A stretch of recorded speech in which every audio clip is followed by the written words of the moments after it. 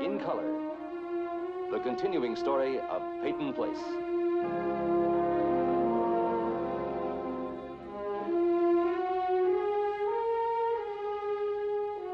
Starring Dorothy Malone as Constance Mackenzie, Ed Nelson as Michael Rossi, Ryan O'Neal as Rodney Harrington, Barbara Parkins as Betty Anderson, Tim O'Connor as Elliot Carson, Christopher Connolly as Norman Harrington, Patricia Morrow as Rita Harrington, James Douglas as Stephen Cord.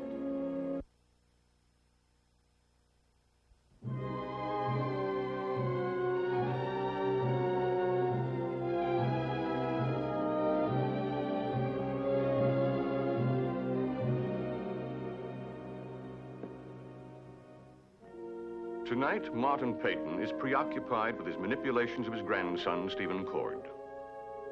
A slight misstep, and the old man balances precariously on one of the risers of the main staircase. Suddenly, this simple event takes on extraordinary meaning. If Stephen could seize this moment. But the moment is gone. Stephen? Stephen!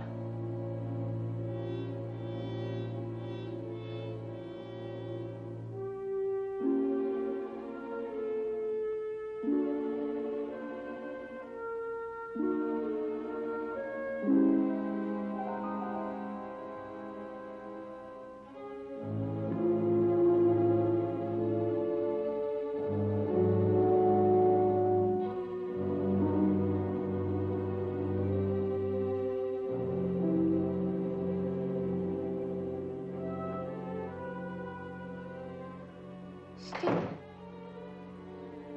What is it? What's happened? Just now, Grandfather. I came out of my room, and I saw him at the top of the stairs with his back to me. And there was a moment when he was adjusting his canes, a moment when I could have... when I wanted to push him off that landing and send him crashing down those stairs.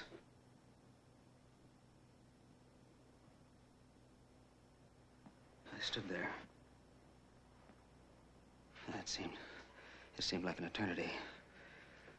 And I saw it in my mind's eye. And it was just as if I'd done it. Yeah, the old man, almost in slow motion at first, and then picking up the momentum, bouncing crazily down each step. The canes flying, his screams for help. I tell you, I could hear them. He was afraid, and he was begging for help. And I didn't move. I wanted it to be over. And I could see him lying at the bottom of the stairs. And he looked grotesque. He had this startled expression on his face. I knew he was dead. He was dead.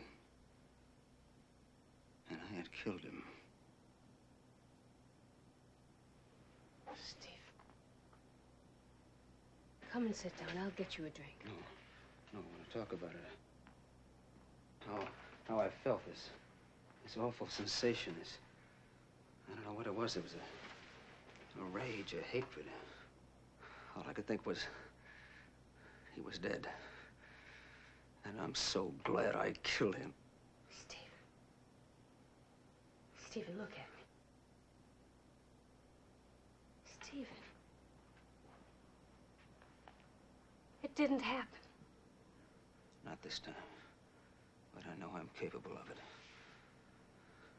I know what it is to hate. It can make you do terrible things. Things that you regret all your life. Oh, I never thought I could kill anybody. I thought so. I know you, Stephen. I understand you. You keep your emotions so tightly controlled, you're like a coiled spring. Someday when you let loose. Someday. I'm glad that it happened. It'll make things easier for you. Easier? You'll be able to hold yourself in check. We'll help each other to be patient. What are you talking about? I'm trying to tell you there's no need for violence. Your grandfather's a very old, very sick man. He can't last more than 3 months, a year at the most. I'll go ahead with our plans. Our plans?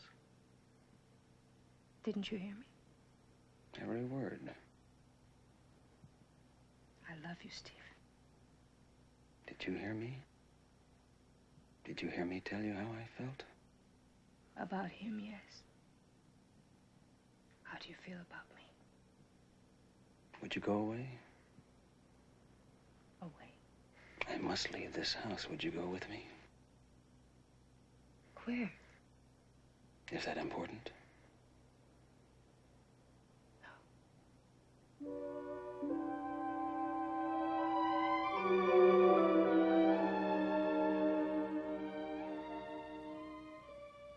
I love you, Stephen. I do love you. But if we stay here... We'd get everything.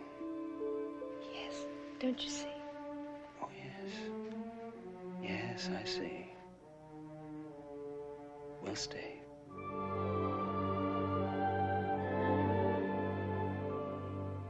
But not together. Good night, Adrienne. Stephen. Stephen!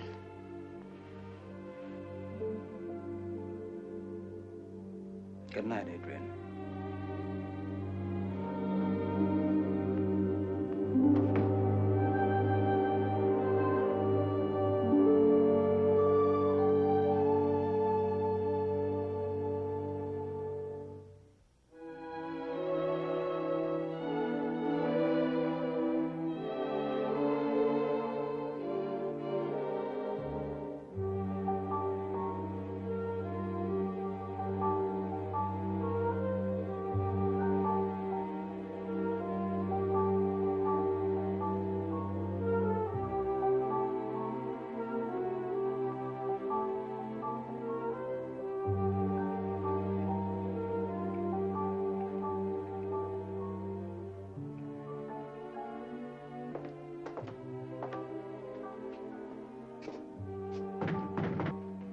Who is that?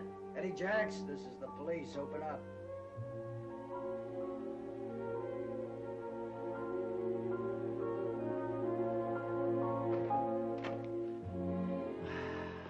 Very funny. Oh, Eddie, what would you have done if I really turned out to be the fuzz? Just what I'm doing.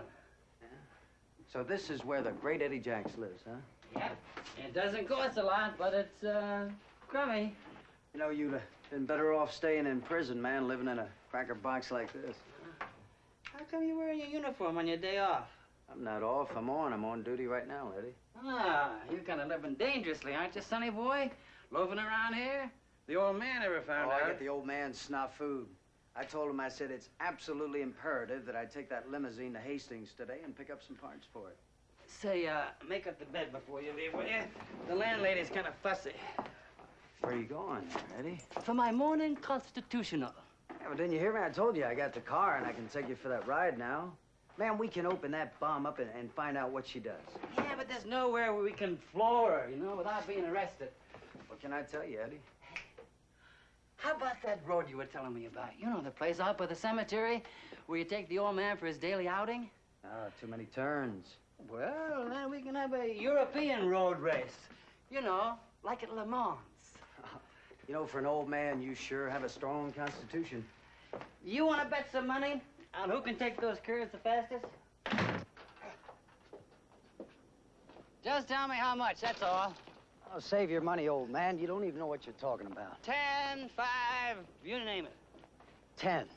10 it is. You got it. Are you sure? Positive. Oh, man. This is like taking money from a baby.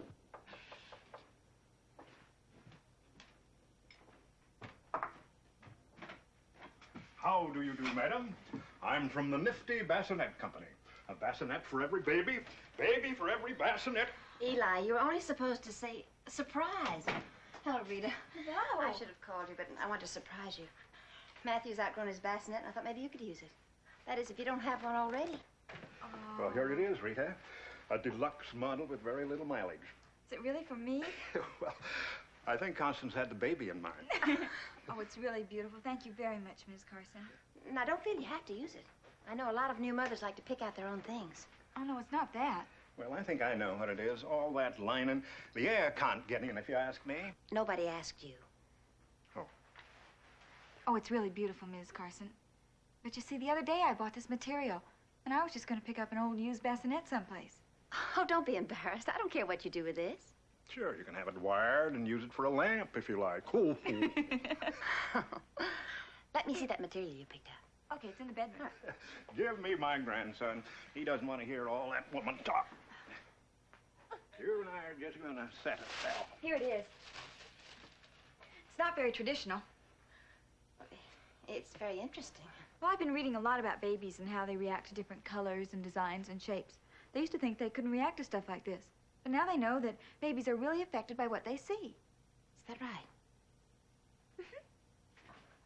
Mr. Carson? Look. My gosh, what's that? That's what Rita's going to cover the bassinet with. Isn't it nice, Eli? You mean you're going to dangle that whatchamacallit stuff in front of a defenseless child? Or you'll have the worst case of colic ever. Do you really think so? I don't think so. I know so. How'd you like to wake up and see that, first off? Why, I don't want to subject him to it. Eli, let's try it, Rita. Maybe he'll love it. Look, Matthew. Look, how do you like this, darling? Huh? Come on. He likes it. You know something? You were wrong. You know something? You're right.